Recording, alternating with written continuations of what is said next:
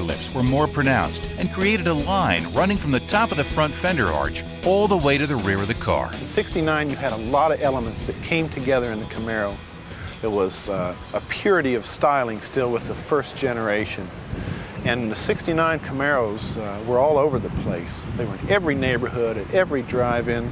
And there was also a proliferation of great engines available in this model. SS396 and 3 different horsepower ratings. You could, if you knew how, you could get an iron 427. Yanko was scoring big with the SYC Super Camaro. And the Camaro would just seem to touch the nerve. It was the right styling and the right engines at the right time in the market. Engine options for '69 comprised a dazzling array of choices. There were 2 different 6-cylinder engines, 4 small blocks, or 4 different 396s.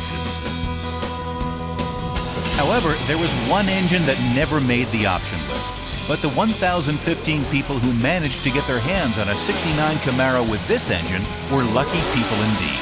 This is what Chevy called Central Office Production Order number 9516. Everyone else called it copo.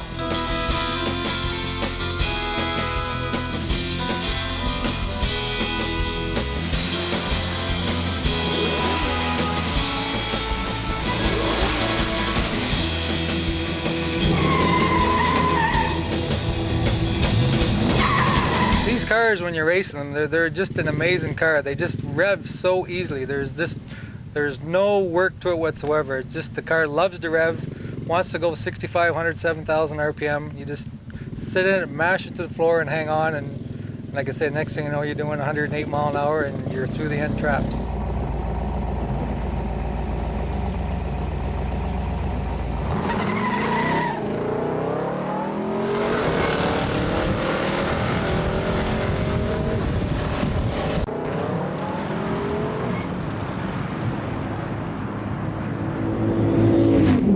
Back in 1986, I bought a Copo Nova that was sold in Canada, and it was one of only 2 that was sold in Canada, and the other one was crushed. So at that point I thought, geez, it'd be great to have the Copo Camaro and the Copo Chevelle, because they only made the 3 Copos.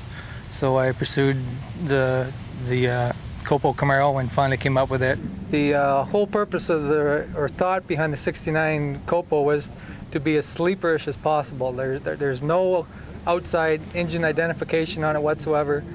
It has plain dog dish hubcaps with painted stamped steel wheels.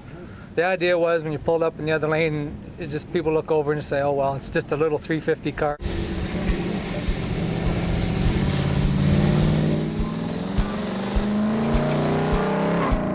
Probably the rarest of all first-generation Camaros, though, is this car.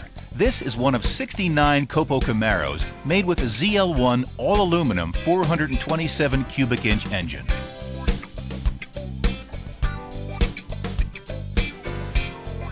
Developed originally for Can-Am racing, the ZL1 was absurdly rated at 430 horsepower, which no one believed. The steel-sleeved aluminum block used the L89's large rectangular port aluminum heads for a compression ratio of 12:1. It also featured a Holley 850 carburetor on the factory aluminum intake manifold and cast iron exhaust headers. The aluminum ZL1 weighed only a few pounds more than the cast iron small block 350 and was legal for NHRA A stock and B stock competition. This engine in the Camaro sent shockwaves through the competition.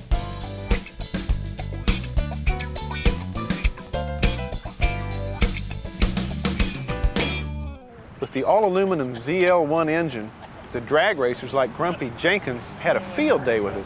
They jumped all over it. '69 was a great year for Camaro drag racing, and that's just another reason that '69 has to be considered one of the best Camaros ever.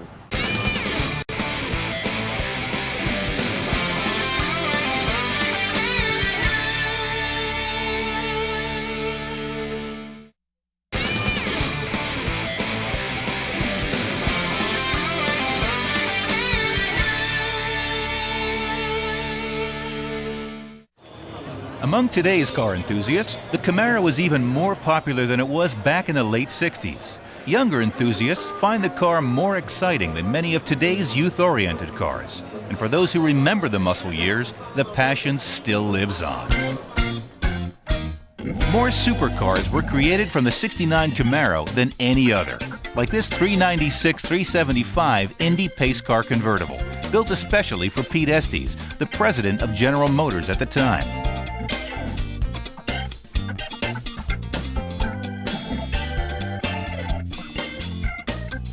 Or this Yenko supercar. Or this one, built at Dana Chevrolet with the 427 435-horse L88 engine.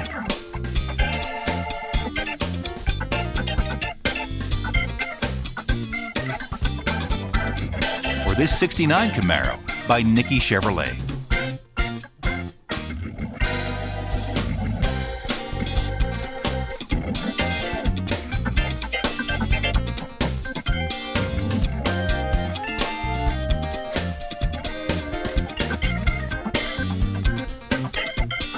A lot of it was based on my dad.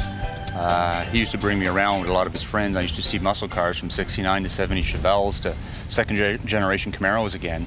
I remember when a good friend of his had bought one, brown white striped car, and I just fell in love immediately with the car. It's very dangerous ground to say that one muscle car was the greatest of all time.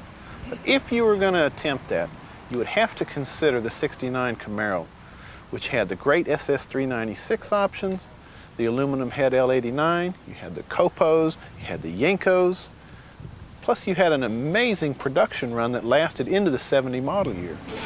To really tell the whole story of the first generation Camaro, it'd take a lot longer than a half hour. The Super Sport 350s and 396s, and even the Copo 427s, are just a couple chapters in what could be a pretty long book. Camaro lovers will undoubtedly note that absent from this story has been a magnificent car, the Z28. And Z28 lovers will also tell you that it'll take more than a half hour to tell the story of that car too. But we'll try in another issue of the American Muscle Car. We hope you'll be with us for that show and for all the stories of all the greatest cars ever made, the American Muscle Cars. Thanks for watching, and please remember, don't crush them, restore them.